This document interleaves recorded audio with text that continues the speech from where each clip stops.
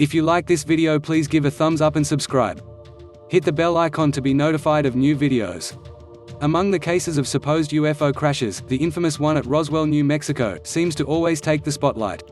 After all, this is the event that even people who know nothing of the UFO phenomenon at large know about, so iconic is it in scope. Yet what many people might not realize is that Roswell is by far not the only supposed UFO crash in history, and not even the earliest. One very intriguing report comes from many years before the Roswell incident, and while not as famous, it is every bit as strange. The story goes that in the spring of 1941, a Reverend William Huffman, of the Red Star Baptist Church in Cape Giradeau, Missouri, was asked by the local sheriff to come and help give last rites to the victims of a plane crash on the outskirts of town. Huffman then dutifully made his way out to the supposed crash site to find the place crawling with police, FBI agents, firefighters, and military medical personnel who were all buzzing around a twisted mass of metal wreckage. At this point, it seemed as if this was exactly as he had been told, a plane crash, but things would soon take a turn for the bizarre. The Reverend soon noticed that some of the pieces of the crashed craft were not as one would expect, and that rather than jagged as one would suspect, they seemed to have a rounded shape with no edges or seams, and a very shiny, metallic finish. This was decidedly odd and did not seem to be a typical airplane, yet as he examined the wreckage further it got even weirder still. Charlotte Mann, the Reverend's granddaughter and the one who first brought the case to attention after being told the story by her grandmother on her deathbed, would tell UFO researcher Leonard Stringfield of what he had seen in that wreckage thusly: upon arrival, it was a very different situation. It was not a conventional aircraft, as we know it. He described it as a saucer that was metallic in color, no seams, did not look like anything he had seen. It had been broken open in one portion, and so he could walk up and see that. In looking in, he saw a small metal chair, gauges, and dials, and things he had never seen. However, what impressed him most was around the inside there were inscriptions and writings, which he said he did not recognize but were similar to Egyptian hieroglyphics. Taking this further into the realm of the outlandish was when Huffman was allegedly asked to come to look at and pray over 3 dead bodies, but these did not appear to be human. The beings were described as being of almost childlike stature, with hairless large heads, big oval-shaped eyes, incredibly long arms and fingers, tiny mouths and ears, no discernible noses, and dressed from head to toe in what seemed to be a shiny material like wrinkled aluminum foil. Mann says of the state of the bodies, there were 3 entities, or non-human people, lying on the ground. 2 were just outside the saucer, and a third one was further out. His understanding was that perhaps that third one was not dead on impact.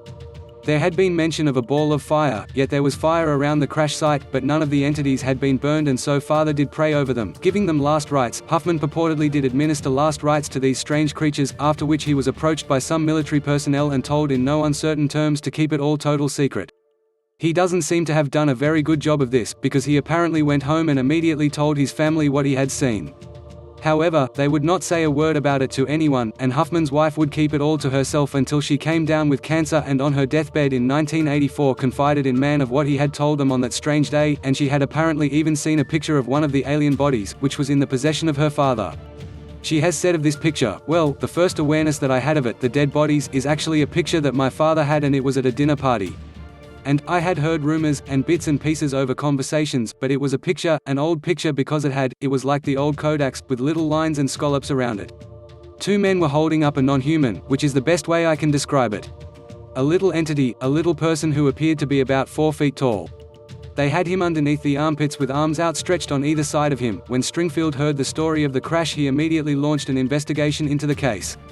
Stringfield found that other living witnesses such as Mann's sister and the living brother of the Cape Giradeau County Sheriff in 1941 were both able to corroborate the story. He also was able to uncover fire department records of a plane crash in the area at the specified time, and he even managed to track down a photograph of the alleged alien, which was kept by Guy Huffman, the Reverend's son and Charlotte's father. Stringfield would publish his findings in an article for the UFO publication Status Report, and he would later include the account in his book UFO Crash Retrievals, The Inner Sanctum. It is hard to know what to make of this case. The account comes from a woman who got it from her grandmother, who got it from her grandfather, so already we have this as a third-hand account at best. Stringfield found that others corroborated the account, but that still leaves the chance that Huffman himself was spinning tall tales. There is evidence that a crash did happen at the time, but it is clearly and unambiguously described as an airplane crash, with no mention of dead alien bodies.